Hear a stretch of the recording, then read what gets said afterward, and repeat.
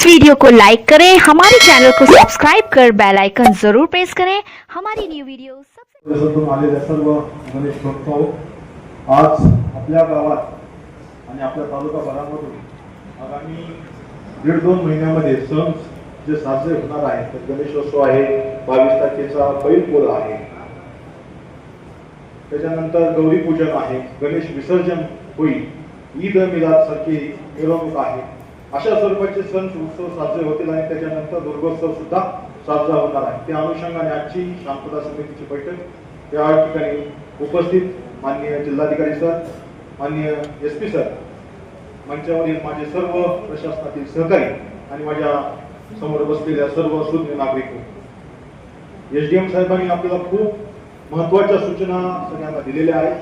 त्याचं तंतोतंत पालन आपल्याकडून सगळ्यांकडून होणं अपेक्षित आहे.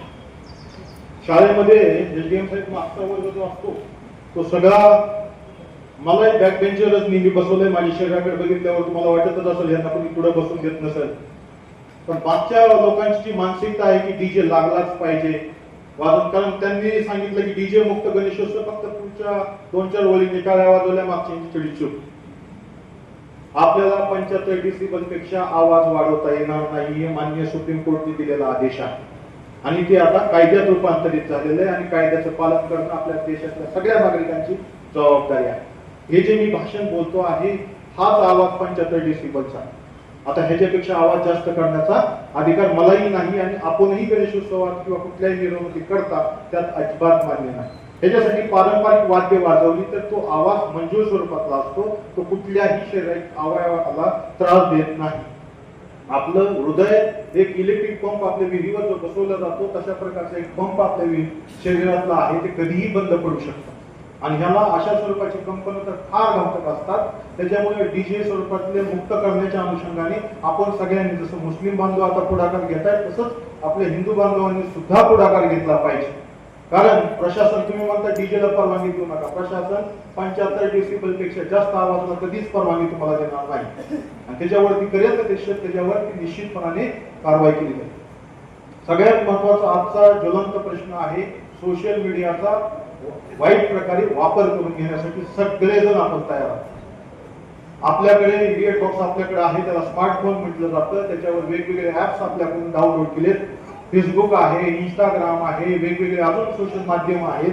त्या माध्यमावर आपण रजिस्टर आहात आणि ह्या माध्यमामध्ये नेमकं भारतामध्ये ह्या दिवसामध्ये फार संवेदनशील वातावरण असतं, हे संबंध जगाला माहिती आहे आणि भारतात कुठल्याही ठिकाणी कधीच दंगल घडवायला पाहिजे तर त्यावेळेस ते कुठल्याही शक्ती, जुन्या काळातल्या कुठल्याही देशामधले कुठलीही मस्जिदीचं विखंडन झालेलं असेल, कुठल्याही हिंदूच्या संदर्भातलं काय झालं असेल त्याच्या स्वरूपातलं चित्र मॉर्फ करून एकत्रित करून टाकले जातात.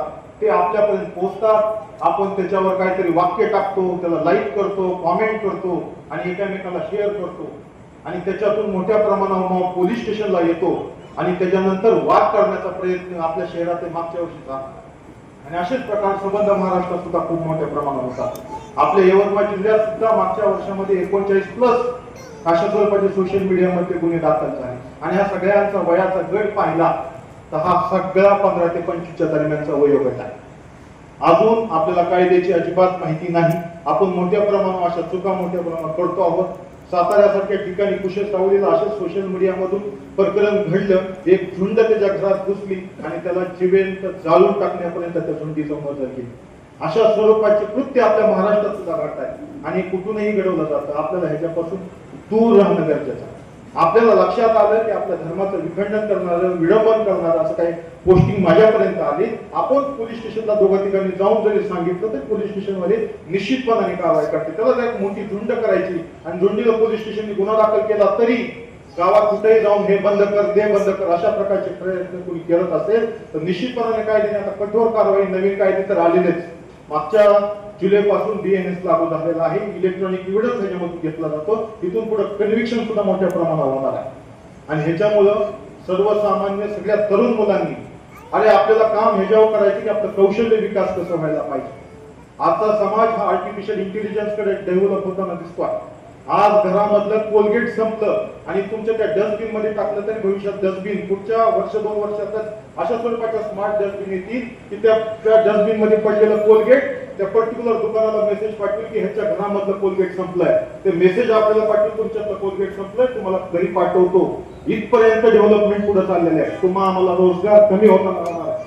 आणि हे करण्यासाठी आपल्याला आपल्यातली कौशल्य विकास करण्यासाठी मार्गक्रमण करावा लागणार आहे. आपण आहोत कुठं? आपल्या शेतीमध्ये नियमितप्रमाणे त्याच प्रकारची पिकं आहेत. आपण क्रॉपिंग पॅटर्न बदलताना दिसत नाही. आपल्याला भांडवल कमी लागेल अशा स्वरूपाची काही संशोधन वेगवेगळ्या संशोधन संस्थांकडून होत असतं, ते आपण आत्मसात करत नाही आणि आपल्या घरच्या लोकांना आपण ते शिकवत नाही.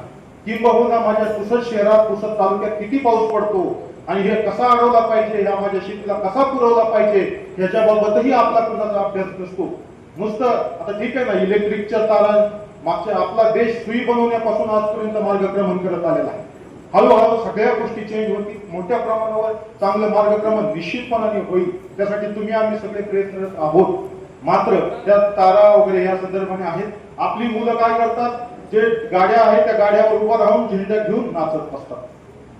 मागच्या वर्षी ओरिसामध्ये आपल्या महाराष्ट्रातला एक मुलगा चिटकून गेला, तो MBBS करायला तिथे गेला होता. आई वडिलांना एकुलता एक मुलगा होता.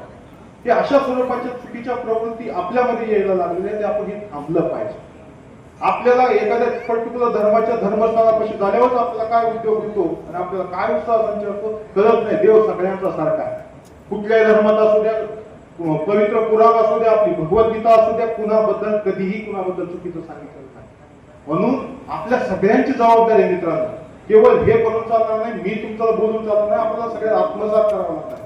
जुनी जाणती माणसं आपल्या गावाच्या विकासासाठी रात्री 10-10, 11 वाजेपर्यंत आपल्या लहानपणी आपले आई वडील बसलेले बघितले जातो आणि त्यांनी विकासाच्या संदर्भाने नेहमी चर्चा केलेली आहे. घर कसं सुधारायला पाहिजे, तालुका कसं सुधारायला पाहिजे त्याची त्यांनी चर्चा केली. आजच्या लोकांना पुढच्या 5 दिवसाचं सुद्धा नियोजन नाही.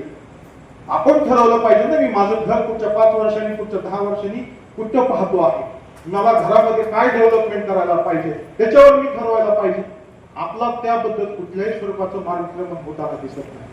म्हणून आवाजाची तीव्रता निश्चितपणाने कमी राहिली पाहिजे. चांगलीच गाणी लावली पाहिजे, कुणाचंही विडंबन होणार नाही अशा स्वरूपाची गाणी वाजवली पाहिजे. याबाबत सोशल मीडियापासून प्रचंड सावध राहिला पाहिजे. असं कुठल्याही लक्षात आलं तर पोलीस स्टेशनला निश्चितपणाने येऊन सांगा, आम्ही कारवाई निश्चितपणाने करू. आणि आगामी सण उत्सव आता इथं सांगितलंय का वक्त्यांनी की मोठ्या प्रमाणावर इथं गेल्या 5-6 दिवसामध्ये पाऊस पडतोय, मोठ्या प्रमाणावर शेती खरवडून गेलेली आहे. शेतकऱ्यांना आपल्या अन्नदात्याला फार मोठा त्रास आहे. तर ह्या बाबतीमध्ये आपल्याला काय करता येईल का, मंडळांना काय करता येईल का, कारण आपली शेती आहे, तुम्ही सगळे शेतकरी, असं काही कोणी नाहीये. तर आपली पिकं वाहून झालेली, सोयाबीनला नुकसान होणार आहे. तर त्या अनुषंगाने आपल्याला काय करता येईल का, ह्या अनुषंगाने आपण विचार केला पाहिजे. आपल्यातल्या कुठल्याही स्वरूपामध्ये आज ज्वलंत प्रश्न महिला सुरक्षेचा आहे. आज ज्वलंत प्रश्न या मुलींच्या संदर्भात कुठल्याही मुलीचं शाळेचं शिक्षण आपल्याकडून थांबलं नाही पाहिजे, या स्वरूपात आपण लक्षात घेतली पाहिजे. म्हणून ह्या तरुणाईला समजवणार आहे काय झालंय, हायब्रिड होऊन आता कुणालाच ऐकायचं नाहीये. हे खरं झालेलं आहे. आज मुलगा बापाचं ऐकत नाही, आजोबाचं लई लांबची गोष्ट झाली. आणि मग अपेक्षा असते की पोलिसांनी समजावं, आणि पोलिसांनी कुठल्या जुन्या पद्धतीने समजावं. जुन्या पद्धती पोलिसांच्या तुम्हाला माहितीच आहे, पण आता नवीन कायदा मान्यता देत नाही.